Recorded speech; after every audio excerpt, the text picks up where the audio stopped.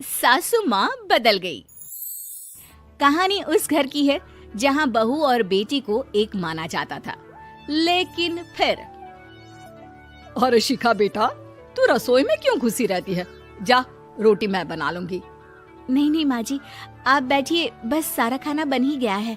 श्वेता को बोल देती हूँ, वो खाना लगा देगी सबका। सॉरी भाभी, मेरे पास वक्त नहीं है। माँ, मुझे पैसे देना, पार्लर जाना है। हाँ हाँ चली जाना, भाभी को भी ले जाना। वो भी जाने को बोल रही थी पार्लर, पर पहले ना मदद कर दे उसके खाना लगाने में। देख माँ, वो बहू है, उसे बहू रहने देना, इतना सर पर मत चढ़ा भाभी को। श्वेता, ज्यादा मत बोला कर। बहू और बेटी में कोई फर्क नहीं होता है। जा जाकर काम कर। ननद को माँ का भाभी से इस तरह प्यार करना बिल्कुल अच्छा नहीं लगता। वो बार बार किसी न किसी तरह माँ को भाभी के खिलाफ भड़काती रहती, लेकिन कोई फायदा ना होता। एक रोज, अरे बेटे किशन, जा बहू को कहीं घुमा कर ला, सारा दिन घर में काम करती रहती है।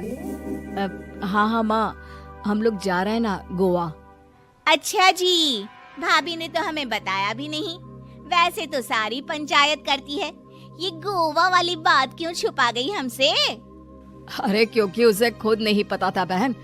मुझे टिकट सस्ती मिल रही थी तो मैंने बुक कर दिया। हाँ शिखा, पैकिंग कर ले, संडे हम जा रहे हैं गोवा। दोपहर में शिखा पैकिंग कर रही थी कि सास आ जाती है। ये क्या बहू, साड़ियाँ? अरे गोवा जा रही है घूमने या फिर शादी में मायके हैं?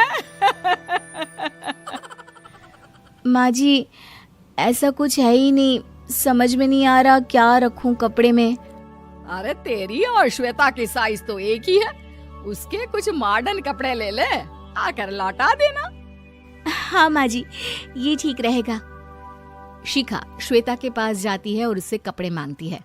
ना जी ना, मैं अपने कपड़े ना दूं, वैसे भी फैल जाएंगे मेरे कपड़े, बहुत महंगे वाले हैं। शिखा मुंह लटकाकर कमरे में आ जाती है तो सास कहती है, चल तैयार हो जा, तुझे मैं शॉपिंग करा कर लाती हूँ गोवा की। बस फिर क्या था, सास बहू निकल जाते हैं मार्केट और एक से बढ़कर एक ड्रेस खरीद कर घर आते हैं। पहले बता देती कि नए कपड़े दिलाने वाली है भाभी को, तो मैं अपने ही दे देती ना भाभी को, मुझे दिला देती नए कपड़े। देख श्वेता, परिवार का मतलब सबके साथ रहना होता है, ना कि सिर्फ अपना सोचना। वैसे भी तुझे अच्छे संस्कार सीखने चाहिए। और रही बात कपड़ों की, तो शिखा, आज से घर पर भी तू मॉडर्न कपड़े ही पहनेगी। कोई जरूरत नहीं है ये साड़ी वाड़ी लपेटने की। अब क्या था, घर पर श्वेता और शिखा एक जैसे रहते। एक बार पड़ोसन आती है। अरे बेटा, अपनी माँ को तो बुलाना जरा, बात करनी है। शिखा सास को बताती है और रसोई में चली जाती है। ये आपकी बेटी बहुत बड़ी हो गई है, इसके लिए एक रिश्ता है, कहो तो बता दूं। ये बेटी नहीं बहू है, घर में सब एक जैसा ही रहता है। वैसे मेरी बेटी भी बड़ी हो गई है, कोई रिश्ता हो तो जरूर बताना। पड़ोसन रिश्ता लेकर उन लोगों के घर आती है। तब श्वेता की होने वाली सास कहती है, तो ये घर है, कितने मंजिल का है? और ये बहू ने आपकी क्या पहन रखा है, जीन्स टॉप?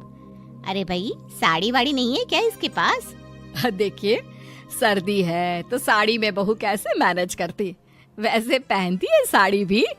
देखिए, हम लोग ठहरे पैसे वाले लोग, कोई कमी नहीं है हम लोगों के पास पैसों की, बहुत पैसे हैं, जमीन, नौकर चाकर, कार, सब कुछ है, लेकिन घर में संस्कारी बहू चाहिए। समझ रही हैं ना आप?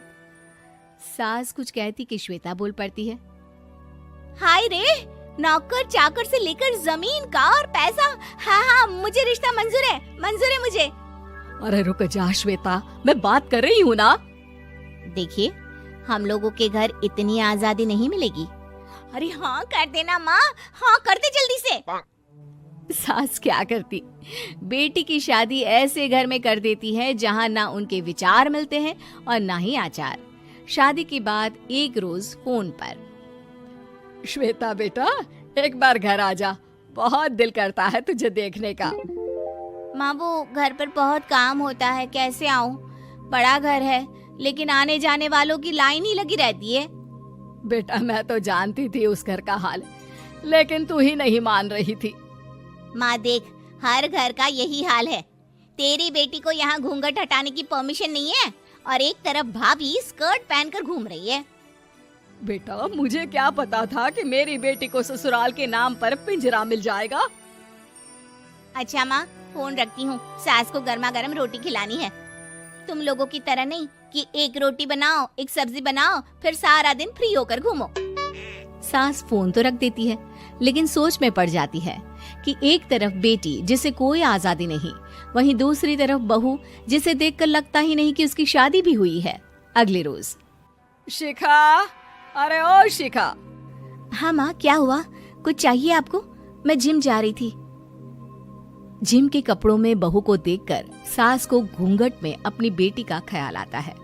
देख बहू, घर में बहू की तरह रहा कर। इतने टाइट कपड़े पहनकर जिम जाना पसंद नहीं मुझे। जा जाकर रोटी बना। रोटी? माँ अभी तो शाम की 6 बजे हैं, इस वक्त रोटी? अब क्या मेरे खाने पीने पर भी पहरा है? अरे जब मर्जी तब मैं अपने घर में खा भी नहीं सकती क्या? बहू को अजीब लगता है। वो समझ नहीं पाती कि जो सास कल तक इतनी सपोर्टिव थी, उन्हें अचानक से क्या हो गया। वो किचन में जाती है, गरम रोटी के साथ 2 तरह की सब्जी, रायता, सलाद सब लेकर सास के पास आती है। माँ जी, खाना। इतना सारा खाना? राक्षस समझा है क्या मुझे? रोटी मांगी थी मैंने गर्मा गर्म बस। पर माँ जी, रोटी खाती किससे आप? सब्जी तो बनानी थी ना। अरे भूख मर गई मेरी तेरी बहस से। जा जाकर काम कर, अंदर पूरी रसोई साफ कर। बहू अंदर चली जाती है।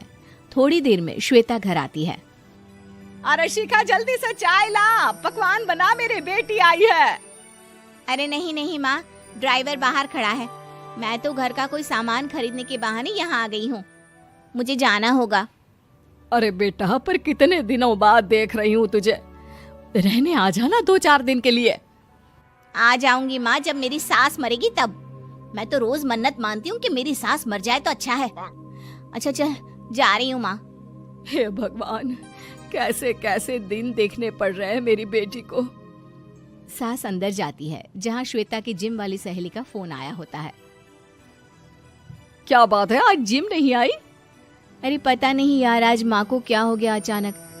पर खैर कोई नहीं, लगता नहीं कि मैं अब जिम आ पाऊंगी।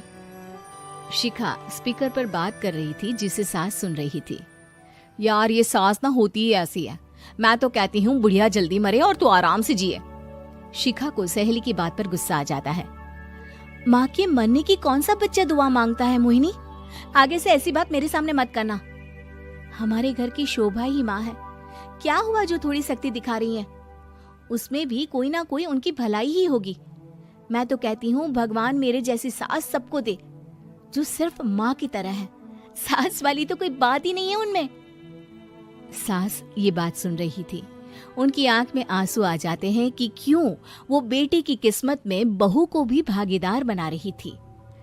शिखा, अरे ओ शिखा, क्या हो गया? जिम नहीं जाना क्या?